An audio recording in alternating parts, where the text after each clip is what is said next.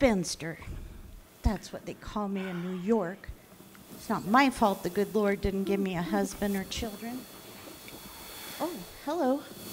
I didn't see you all. Well, I was in New York City, and it was about 1905, and this gentleman came to our club called the Pen and Ink Club. He told us about an artist colony that he was going to get together out in the Northern Territory above Arizona. Well, above Flagstaff, actually. His name was Louis Aiken. That sounded really exciting to me. Mama and Papa had already died. So the next thing I know, I'm on a train going west. That was a long, hot, dirty, dusty train ride to the middle of nowhere, someplace called Diablo Canyon. When I got off the train, there weren't any other artists. There were a couple cowboys and a farmer. One of the cowboys told me, "This isn't any place for a Victorian woman. You get back on that train." Well, I can be kind of stubborn when I want to. So I had the farmer take me out to the Hopi Mesa. And instead, I rented an apartment from one of the Hopi aunties.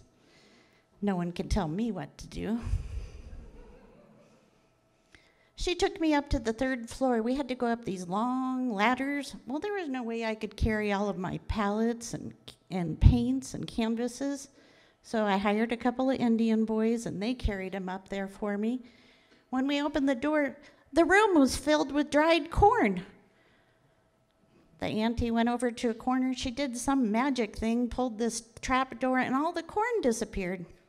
Within a couple minutes, we took some brooms, swept it all up, and voila, I had an apartment.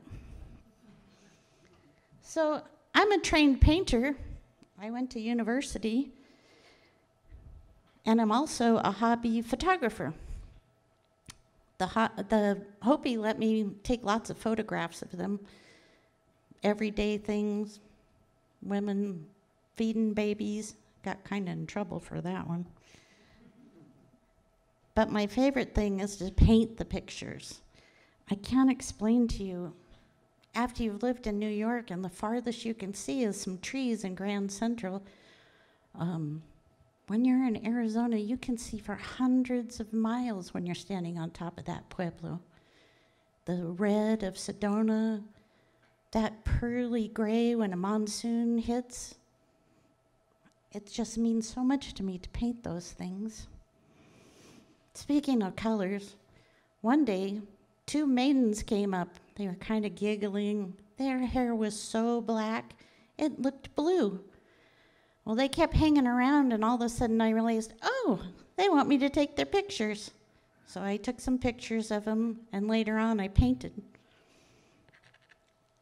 Now almost every family in Old Orabi has a painting or a photograph by me. The Hopi have asked me to become part of the tribe, but I declined. I told them I don't want to cramp their style. And you know what? With me living here, more and more white people keep coming with their cameras. So I told them it's about time for me to move. I've been here almost 8 years. And I'm getting a little bit old. I can't climb those ladders anymore. You know what? My favorite thing here in Hopi land? Nobody calls me a spinster. You know what they call me? Panna Werna, the painting woman.